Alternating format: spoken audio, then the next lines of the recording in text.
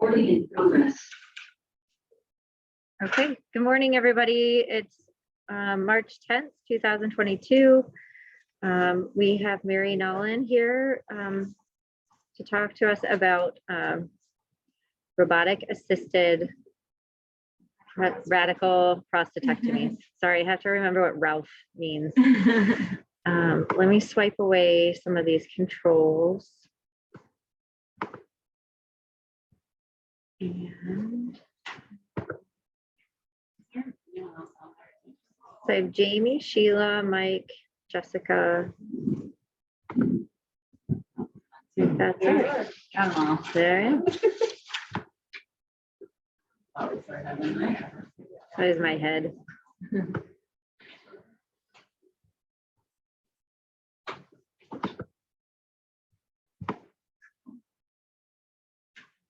Down the bottom. Okay. Do you have notes on your PowerPoint that you need to see, like presenter view or? Okay. Hi. I'll let you take it away, Mary. I'm Mary.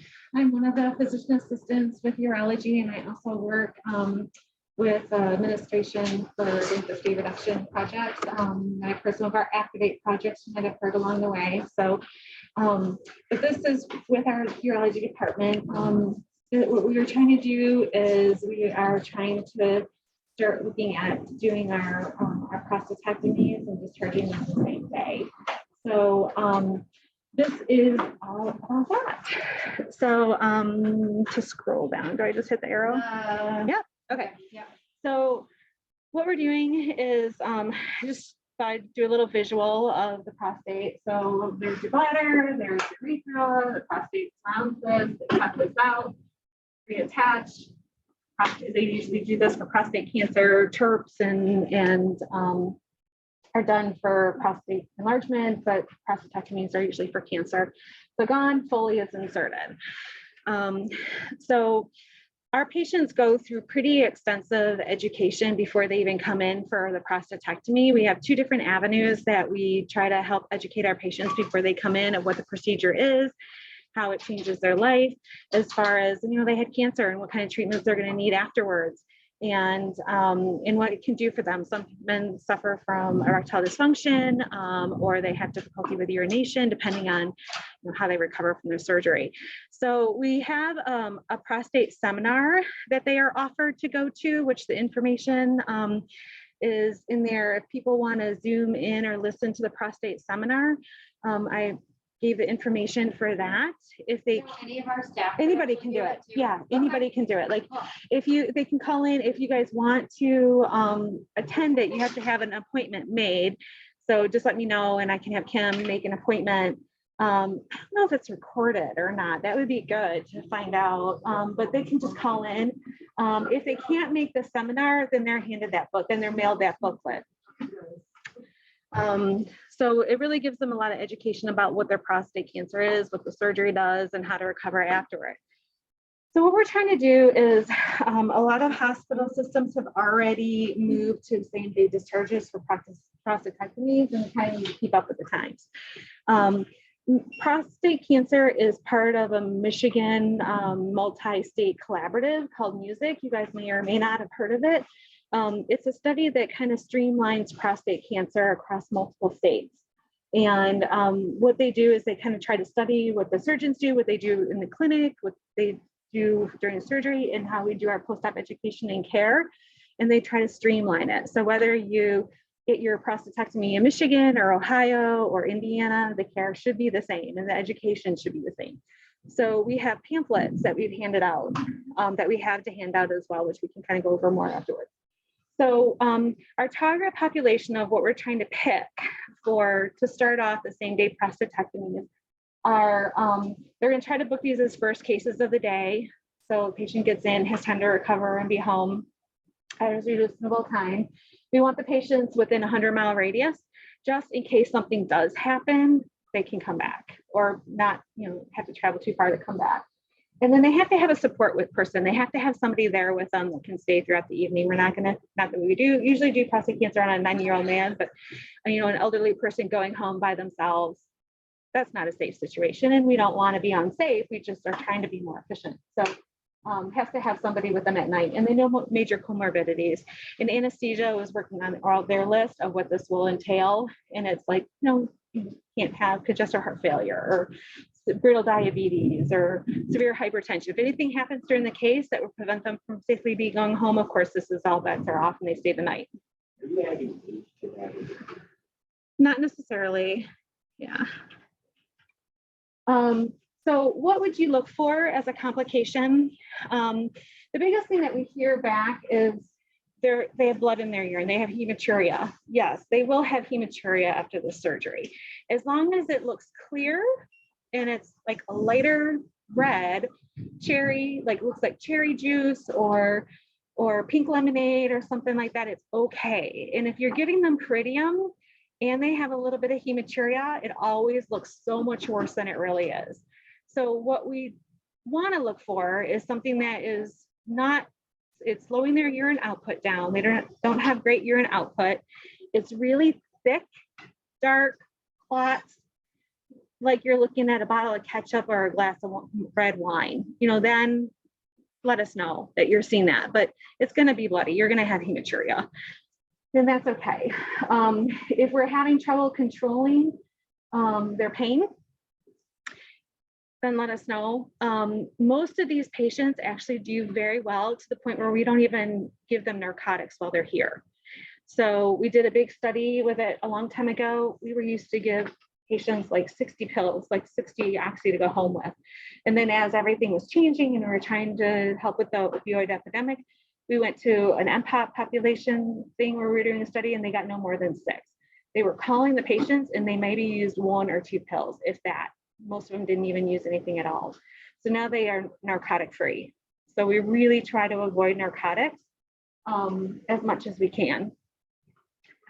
What do they prescribe them? Just Ditropan, pyridium, Tylenol. They can use Toradol or Motrin, but actually with Toradol was still okay. Toradol was still okay, but as we were kind of planning all of this, anesthesia did some research and asked if we could switch to Celebrex. So we actually are switching to Celebrex. I think they worked with looking at what ortho does for their joints. Yeah. And so we try to kind of streamline some of that stuff too. So we're going to use Celebrex. Preoperatively? They are giving some preoperatively. They're working on a protocol for that. So that's still kind of like in the works a little bit. Yeah. Yep. So, and certainly, you know, uncontrollable nausea or vomiting, or if they're bleeding, not just a slight little ooze, you know, shadowing if they're bleeding from their port sites. Oh, this,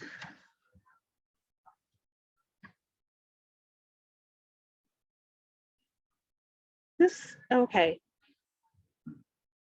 Somehow like some of this got messed up. I was like, what is going on here? Sorry.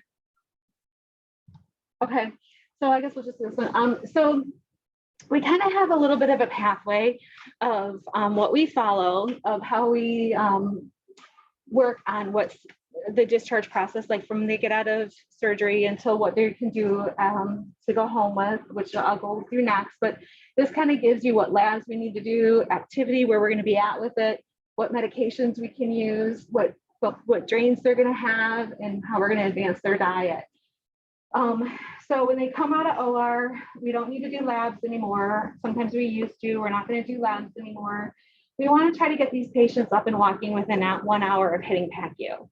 It doesn't have to be far. It can be like getting up, walking, you know, just out to the hallway and then back into their bed, just making sure that they're able to get up out of bed and move. And then the medication, yeah. I know you guys are feeling right. I know, yeah, like have to get up and walk somebody, but I mean, it's really important. We're really pushing across the hospital for early ambulation. We've got to like really push for this. So we just got to make sure the patient can walk before they get out of here. It doesn't have to be far. Just get them up and walk them in the hall. It doesn't have to be far. Our concern would be how conducive that is. Yeah, we have another patient. So we'll take that. Do you guys have aids? Like the logistics of like the things that we have like in the afternoons, like it's like an obstacle course. Do you have aids or techs or? We're just so short staffed that. Okay. Yeah. That's something that will be a big concern for our staff. Okay. As far as being So able to maybe- do it, safety, then. You guys don't have to, like, the patients that you normally discharge, you're not getting up and walking? Really? I mean, they may, once They they. walk to the bathroom. Well, there you go. Yeah, I mean, Okay. so that, if that's sufficient, Some of them. Yeah, I mean, they don't have to walk far. I mean, it's literally like you can get out of bed, you can wash your face out. It yeah, does not have to be like you have to do 5 laps around. okay. Just up like if they're able to. Just know how to get in and out of bed. Hold their balance and. Yeah, Okay. yeah. It doesn't have to be hard, just a Gotcha. few steps and then back to bed. Okay. And then, so there's the medications that we'll have ordered for you. Really, like I said, they were trying to do narcotic free. And then they're Foley stays. I know when they did the hysterectomies, you had to do like the voiding trials and stuff like that. No, they're Foley stays. They go home with a Foley. The Foley actually stays in for 7 to 10 days. So, and then we're going to try to work on advancing their diet pretty quickly. Like we'll start off at clears and then we'll kind of try to push through and by 2 hours. Now, if they're doing good and you think you can advance them faster than this, go for it. Like if they're out there, don't push them too fast. And what we normally tell people is eat and drink less than half of what you normally do and take twice as long to do it because you want them to just go slow. So kind of what we're planning to kind of help as a time frame and time guideline. And like I said, if you feel that they're progressing faster than this, it's okay to move them along. You know, if you're like, oh my God, this guy is flying, go for it. You know, just kind of watch, make sure they're not like scarfing down food because they're hungry because they haven't eaten in a day. Just go slow with it. But so once the patient is safe and you feel like they're able to start sipping on some clears, go ahead and give them some clears to start. And then have the patients just like start working on like within the first hour, just try to like either of you just sit up in bed or start moving along, you know, just try to get up. There's your medications of what we have for pain management. And by the second hour, try to see how they're doing on food. And like I said, they don't need to eat a ton before they go, like a cracker, just like small amounts of food, just to make sure that they're able to tolerate something without throwing up. So you can advance them. And it does, like I said, less than half of what they normally do, twice as long to do it, just a few bites, just to make sure it's settling in their stomach okay. And then try to see if we can get the patient up and walking during that time. And then you can kind of start working on getting the stuff ready for their Foley education and their Foley care. And then by hour 3, just make sure the patient is able to tolerate a little bit of oral intake and then ambulate just like a few steps. So it doesn't have to be far, just a few steps. And then by the 4th hour, they should be good to go. Foley supplies, they're tolerating oral intake, and they're up and taking a step or 2. So what is the criteria discharge? We're hoping to try to like I said, if they're doing great and they're done and they're ready to go before 4 hours are up, fantastic. That's fine. And once the patient tolerates oral intake, clear urine output, approximately 30 cc's an hour, depends on weight, clear. They're gonna have hematuria, just encourage fluid hydration. That'll help clear it up. And then there's their discharge medications. These patients do go home with their Foley catheters, so we do give them pericathal antibiotics before they go, that they take around the time their catheter comes out. They started the day before, the day of, and the day after. So not that they go home with anything now, it's later on. They'll go home with a prescription for later on. And then typical Foley education, keeping it nice and clean. Sometimes they'll have a lot of discomfort around the tip and they just need to keep it clean and well lubricated with bacitracin. So we just teach them how to clean it and then some to use bacitracin to kind of keep it well lubricated. This is the supplies that they need is a large catheter bag and then a leg bag. And then sometimes at the end of that week, those bigger bags the valve might separate. So if you have those pink buckets to give them, just so they can put their Foley catheter bag in it at night. That way, if it does happen, it leaks into the bucket and not all over their floor. I usually have them do that, like in PACU and odds. Yeah. And then what are their discharge restrictions? No lifting more than 10 pounds for 4 weeks. And then usually recommend them not to drive while their catheter is in place. Things can get all caught up. So all of these patients, when the surgeon is putting in the referral for them to be discharged, like have an outpatient procedure, they're also going to start placing a referral at the same time to hospital at home. You guys have probably heard hospital at home is starting to come and beef up. And so what is great in this situation for these patients is they're going to meet with hospital at home before their surgery, and they help them download an app on their phone, and they provide them equipment to help take their vitals. And then a nurse will call them either that night or first thing next morning, and just they check on them every day until they follow for their Foley removal. So a lot of the other hospitals around that are doing this, they just, you know, here's your prostatectomy, come back in the clinic, and they don't have that follow-up, but we really want to make sure that this is new. We just want to make sure that comfort level is there for us and for the patient and for everybody. So we're like, we're going to have these patients monitored. So there will be a nurse monitoring their vitals and calling them every day until they follow up. And the surgeon will also call them too. So, and then there's the information on the clearinghouse. So we have on the clearinghouse, we have caring for your Foley catheter. And then also a nice thing with a video attached for the prostatectomy, which I don't know if you want to show that. Yeah, I think that's a, oops, oops, yep, No, sorry. that's fine. We can. And you can also put this in on the clinical reference page that you can attach information on the discharges. You can actually go into there, and the stuff is here too. The only thing, unless they were working on updating it, the one for the prostatectomy that talks about the ileus and stuff, this one through the clearinghouse has a QR code where they can scan it, and there's a video that they can watch. And I don't think that QR code has been transferred to the other thing yet, and they were having trouble with it, which is why the clearinghouse too. The clearinghouse that Mary's talking about, I'm sorry, I'm trying to pull up, I don't know where my share screen thing went. It's, oh, oops. Yeah, it's right in front of me.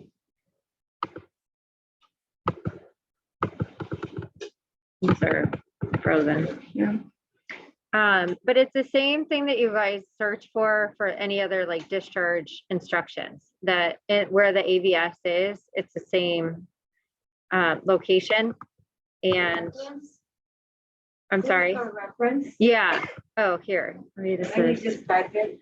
correct. Prostatectomy, and then it'll pop up information. You can put in prostatectomy, and then there's another one for Foley education, and it'll pop up what's on the clearinghouse. But they gotta stay here less than 4 hours, because if it's 4 hours or more, the charge nurse is gonna flip. You know, and that's like, if you can move them before that, that's great. You know, like if and that's what, you know, this is all new for us and everybody. I mean, I think there are one of our surgeons is already doing this at Chelsea, and he's like, oh, they usually stay a couple hours. So, you know, this is just, it's a trial, you know, and like I said, if you guys feel like the patient is doing well and you can move them along faster, then go for it. You know, the biggest thing is we want to make sure they can take a few steps and eat without being nauseous, and their pain is relatively controlled, you know, and then you can move them through. So this like 4 hours or more, they need to go to surgical. So yes. So that was, you know, so when it comes to about like maybe 3, like, and this is something that we can talk about, you know, like, and we can, it's adaptable, we're adjustable, we kind of very much go with the flow, but it's like, we set this up, but you know, as 4 hours, but if you're looking at like hour 3 and you're like, the patient's great, let's get them out of here, then great, you know, or you're looking at them and you're like, they're throwing up. I mean, we've tried to troubleshoot, we've tried to do other things, and we've given them time to adjust, you know, and it's getting close to that, and you're looking and they don't have any urine output and they're throwing up, then give us a call and we'll come down and look to see what's going on. And then if we have to admit the patient, we have to admit the patient. So, but I mean, it's something that, you know, let's try it and see, and there's always room for changes. But this is kind of Hey, I have a question. Clearinghouse. This is just Foley education. Okay. So this was this was done by Music, that multi-collaborative state research project. They did these. So this is your fully education that you can kind of go through with the patient. It's just a visual for the patient. You guys know what to do for this. It's just a visual for the patient that you can print off and send with them. And it's also on the education packet that you can send with them. It's just a visual. These patients, like I said, they go through the seminar. When is the whole thing launching? When are we doing this? Are we starting this right away? The 14th. The 14th. Okay. Yeah. I just, like, I'm not to give any pushback, but I'm sure a lot of other staff feel the same way. This seems a little unfeasible for our unit's a very high turnover unit. Like, so, and the way we're working things right now, we're doing phase 1 in one room and phase 2 in another. Sometimes we're doing both. Yeah. And so to do the leg teaching and all this, you know, these sort of things. It's something, you know, maybe kind of work on and figure it out of what we're doing. It's just, I mean, you guys already watched the patients for a few hours after surgery anyways, right? Yeah, like 1 to 2 hours is probably more. Okay. Yeah, the max. It'll be another patient population, like our kidney patients that they stay for 4 hours. And the joints and the hysterectomies and, you know, it's just, so, you know what this. Where is gonna be on hold? I don't know what to say. Do you guys have an estimated volume? I'm just thinking about the whole situation again. Phase 1, phase 2, like if your patient next door is more critical and this one's ready to go home, we're going to extend and extend and extend. And there's a lot of things to do. How long It's do going to they, be tough. yeah, how long do they normally stay in like phase 1 versus phase 2? Like an hour, like 1 to 2 hours would be like a typical step in Okay. phase 1. And then whether they're going to the floor at that point, like Sure. we're able to get a bed and get them out is the norm. Sure. But So, then tacking on, you know, more tasks and the, you know, teaching and whatnot is going to be, that's going to be new. it's going to be new. Yeah. Yeah. I have 2 other questions for you that, is the surgical team, perhaps yourself or a PA or, you know, one of the residents, are they going to basically check on the patient and like We don't need to. before they're discharged? We don't need check to. in with the team? No. If the first couple ones, if you want that for that comfort level, then yeah, and we kind of let the residents know, or even our team know. Like for the first couple patients, if you're unsure and it's new and you just want like, is this okay? For the first, until everybody gets used to it, fine, you know, but we didn't put it up in the protocol. Like we didn't set it up that they have to be cleared by us before they can go. It's just for the first couple ones for comfort level to make sure everybody's on the same page with everything. If you want that patient looked at before they go, it's totally fine. And the residents are aware that that's probably going to happen. Another question, and maybe you can take this back to your team, and we'll have to ask the anesthesia as well, but so I know that we're trying to go like non-narcotic. Right.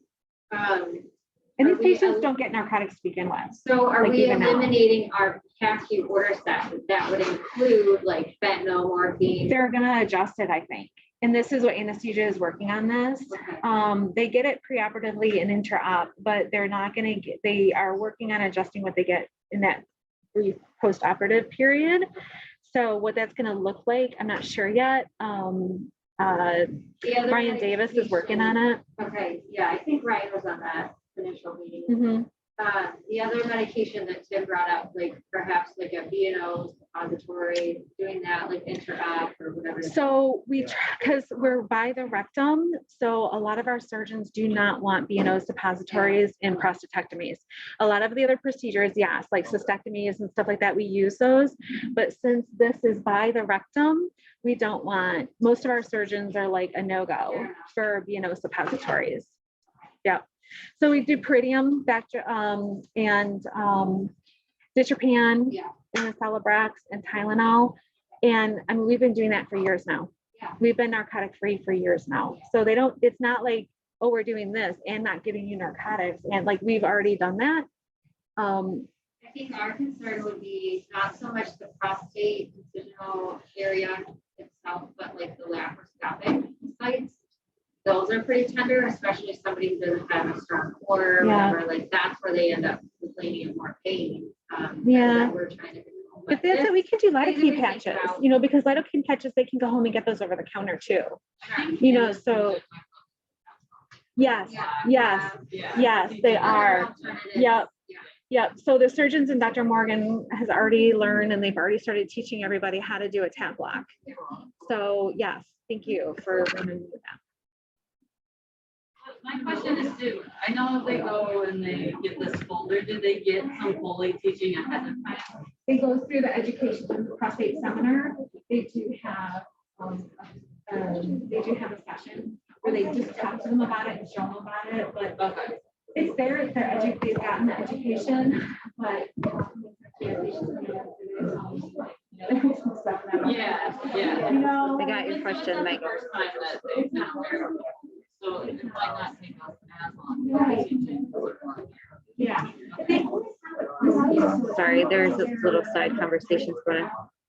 So the biggest thing is teaching them how to keep it clean and keep it, how to drain it. And then do the appointment. So this is how you drain it, this is how you switch to a lay bag. So sorry for recording purposes. There are a couple questions here that we did just kind of answer the tab block question, but Mike's asking, do you know how many patients will expect daily or weekly? I think it was just like a couple a week. Okay. 2 to 3 a week. 2 to 3 a week. And then anesthesia does not typically do tap blocks on laparoscopic procedures. Is that going to be practiced? Yes. So yes, Serena brought up that in our initial discussion with the surgical team, they said tap blocks are going to be a thing for this patient population. Surgeons will be doing it. So that'll help hopefully with some pain control. Well, that was part of the thing that they were gonna do to help make it so they're not so sleepy when they come out. Like they're adjusting the meds in the back. They're gonna try the lidocaine. It's all gonna be trial. But hopefully the idea is that if they're getting the oral feedback before surgery, Right. then hopefully all they really need is that. Yeah. But those tap blocks are not, I have not found them to be helpful. So, Chris was in the meeting and he was all for it. He was thinking like that was. Chris, I think I Keep should taking care of it. That's how I feel too. So I'm just wondering if you guys go from phase 1 to phase 2, maybe phase 1 separate okay, let's get the patient just slipping on some gears by this time, and then can they walk from phase 1 to phase 2? Could that be your We don't have a phase one, phase two. We do them in the same slot. So it's just people moving? yeah, so we might have a patient that's back here that's a phase, this procedure and is a phase 2 now status. Certainly obviously space is an issue, but if we're able to get them up and walk to the door over there and back, that's about all we're going to be able to do. So the big push across the hospital is this early ambulation. Yeah. And we're telling them just put a stretcher here and they just walk right to the bed and that counts. So it's Okay. even if you just get them outside the bed and they take 3 steps back to bed, it counts. We just want them to be able to get in and out of bed and walk. Sure. And the other thing that really helps with patients' discomfort, which is such an easy fix that sometimes we just don't think about, is those abdominal binders.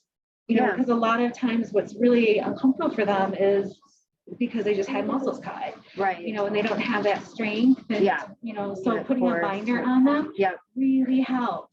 And, a lot of times you'll mention that to the patient. Will they come, so that's not a normal, they don't typically come out with those, but we can request Not it. typically, but, if we're finding, that's what, this is just Trial. kind of like a trial thing. If you're finding we're just ordering a binder on every patient, can we just put this on Make it a before norm. they even get out? Yeah. Let's work on that. Yeah. So. What other suggestions, questions, concerns? What do you guys have? Oh, they need to be placed in or prior to coming out. The abdominal binders. Yeah. Either go on in the OR or that. Okay, we'll just have to give some feedback. I'll say that right away, but yeah, I can bring it up to Dr. Morgan and just needed to kind of mention that to the surgeon. make it a, yeah. But you know, that might be something that we just need to like keep pushing. Yeah.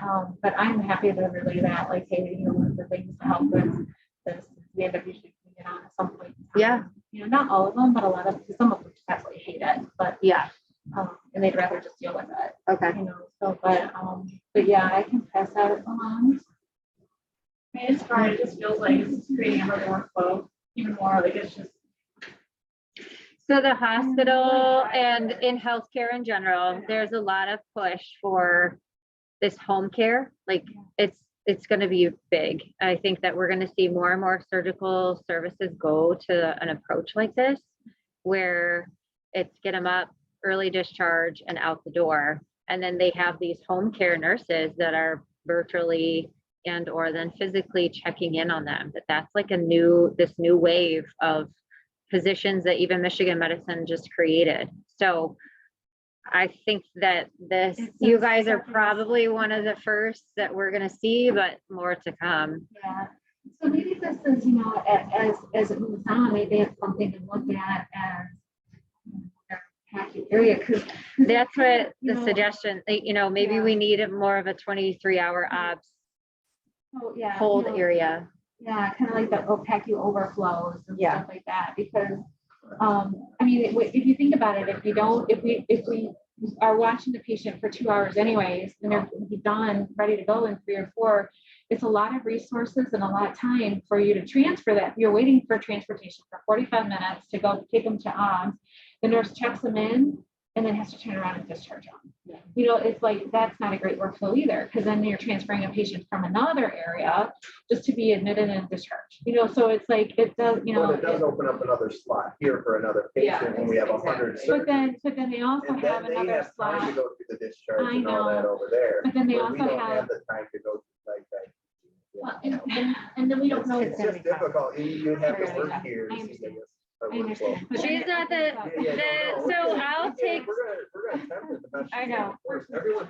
Yeah, I I'm all think for- I'm that all for getting people out the first day. we're gonna take this back to our management team, like Serena and I feel bad that we don't have Noreen and everybody here today to hear your concerns, but we'll certainly take it back. I think that, Probably somebody's already made this point, and I'm not saying this to make you guys feel that, but we'll be putting ourselves on hold for these patients. They will put the rooms on hold, and I can't hold that room responsible for the fact you hold. It's gonna be another surgeon. ORs will who's go gonna on be mad hold. at us. Yeah, But Noreen is like, we weren't the ones making the I know. decision, so we'll bring all these concerns, which they thought of some of the stuff. and I'm glad, this is why we want to hear feedback, because this might work if we have an obs unit. This might work if we didn't have 100 cases a day. This might, but it might work here. Like, we have to try it and then give some feedback that if it's not conducive, if it's not safe for nursing, if it's not safe for patients, like, we have to like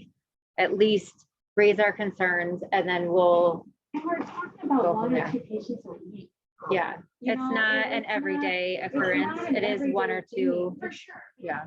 We don't know how you can have a neuro ICU patient.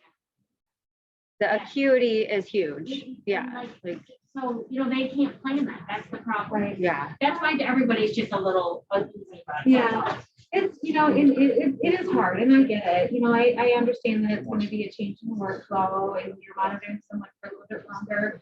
You know, but then I know it might slow down one spot, but then it opens up another bed for someone to stay longer. You know, so overall flow, I mean, I guess we have to look at the big picture of Yeah. what it's really gonna do. Yeah. But I, you know, we do get it. You know, it is gonna be a change, but, you know, like you said, it's gonna be a change of the way we have to move and change Yeah. things for the hospital. Yeah. So this is just the beginning. It's Yeah. just the first service to do it. You do this procedure at like right or like offsite? Chelsea, What's that? Chelsea. and they're already doing this. They're already Yeah, I feel like discharging that from would be a PACU. better place. So the only reason they would come here, it would, They're not getting, you know, neuro That ICU. wasn't the question. Sending them all to Chelsea now. We're gonna transfer them there. A fair amount, but, and we don't have prostatectomy, it's a great prostatectomy center. We can't do it all in Um, Chelsea. So Mike brought up the point, we did this with thyroid patients at Mott and it did not go well. It was also about 4 hours obs. So we hear you, Mike, and I think that, yeah, they're doing it at the outpatient centers. So again, why would they come here versus outpatient if it is, I mean, because of comorbidities, but yet they don't want them to have a lot of comorbidities to be appropriate for this. So some of our surgeons we have a lot of surgeons that do them, and some practice at outside facilities and some practice here. Okay, So that's why it's almost like a if they surgeon just have preference. if they just operate here, then that's where the person's gonna get their surgery. wherever their privileges are and stuff like that. I thought that there was also anesthesia bodies and ASA concern. So like we rarely get people who are ASA ones.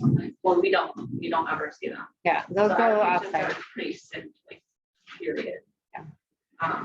Again, we're only hearing it's gonna be a couple patients a week. Like, we don't really know. Like, I wish I had a magic wall to see how this is gonna unfold, but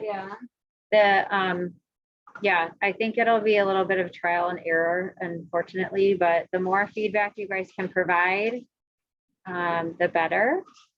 And I just think it's easier for other places to not actually jump on us, but we can't do it to them because of our patients. Sure, we can accept any other patients here, but no other place can accept ours. yeah, because we have that higher level of care available here. Yeah. So, but again, there's other caveats to that, like the surgeons who only have privileges to operate here, they don't have privileges to operate at Brighton or whatever. So they can't book a surgery there. So if they're part of this protocol, they're going to do it here. That's what, so that is another thing. Like maybe we will see an ASA one that's applicable to this procedure. So I don't know. We really appreciate your time, and we don't want to like kill the messenger. Yeah. These PACU nurses are.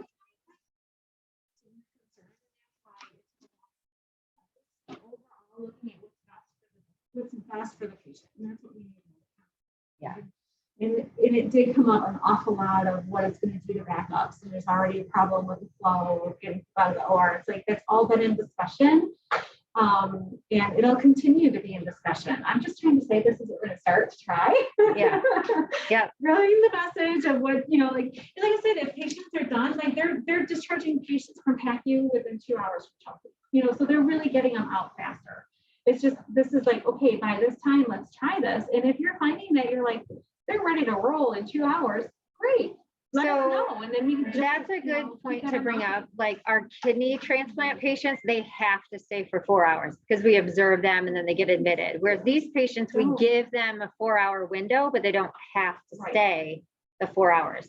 So if we get the wheels rolling on these patients, they could be out of here still within a couple hours. Yeah. Am I hearing that right? Yeah. Okay. And, and it's kind of like, yeah, you're doing with the kidneys and you're doing with the joints and you're doing with hysterectomy. And so, yes, this is one more, and it's more to come after this, I'm sure. So it's like, what does hospital need to do to help with that, right?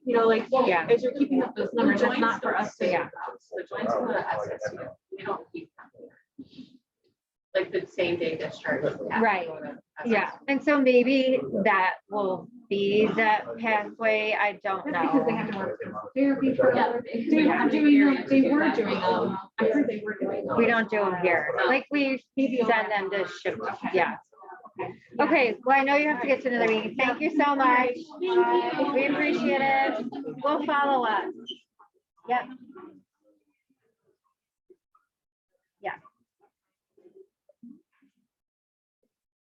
Yeah. It might be better, like. Thanks, guys, for zooming in.